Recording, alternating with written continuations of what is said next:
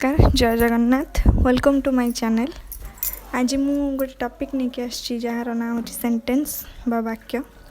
वाक्य क्या कह जाए बा सेंटेंस क्या कह जाए आ सेंटेंस रो केतोटी अंश आ सेंटेंस रे कौन थाए ये सब विषय कहबी। ताले एगुड़ा सब जो स्क्रीन ऊपर आपण देखुचंती सेगुड़ा गोटे गोटे वर्ड एटा तो आपण माने समस्त जानी थिबे ना।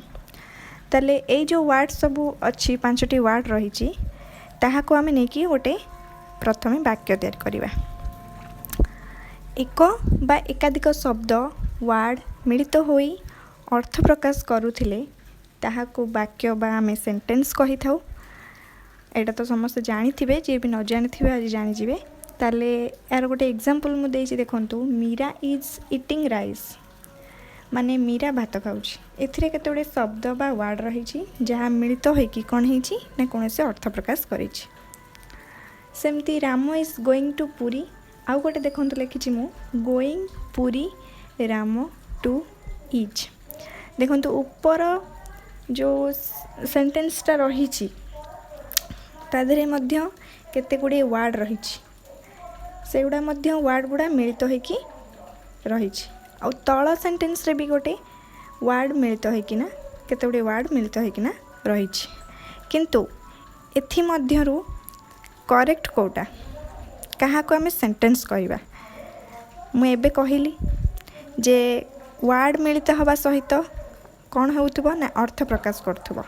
ताले सेथि मध्यरु अर्थ प्रकाश कला कोटा ना Ram is going to Puri. एथर जानि पारले कोटा ठीक। आ गोटे कौन रही ना सेंटेंस भितर कौन कौन रही थाए ना सब्जेक्ट कर्ता रही थाए, वर्ब जोटा को आम क्रिया कहती, आउ ऑब्जेक्ट कर्म यही सब जिनस रही थाए। आउ कौन ना सेंटेंस रो दुईटी अंश थाए बा पार्ट थाए। सेंटेंस रे दीटा पार्ट कौन कौन रही थाए ना गोटे पार्ट को आम सब्जेक्ट कहती, आउ गोटे पार्ट जो रहिला ताको आम प्रेडिकेट बोली कहती। जानिबा केमिति एबे देखंतु स्क्रीन ऊपर गोटे एग्जांपल दिया है, Ram is going to Puri. तादेहरे देखिपार्थु इंडिकेट करुची सब्जेक्ट कोटा आउ प्रेडिकेट कोटा। सब्जेक्ट कोटा ना गोटे सेंटेंस रे जहाँ विषय कुहा जाय थाए से होची सब्जेक्ट बा कर्ता, आउ सेई सेंटेंस रे सब्जेक्ट विषय जहाँ कुहा जाय थाए बा कर्ता विषय जहाँ कुहा जाय थाए सेटा होची कोन प्रेडिकेट। ताले एतिक रे बंद करची। आज आगु जदि किछि शिखिबाकू इच्छा अछि ताले मो चैनल को सब्सक्राइब करंतु, लाइक करंतु, आउ जदि काहा को शिखेबार अछि ताले शेयर करंतु, आउ बेल आइकन को निश्चित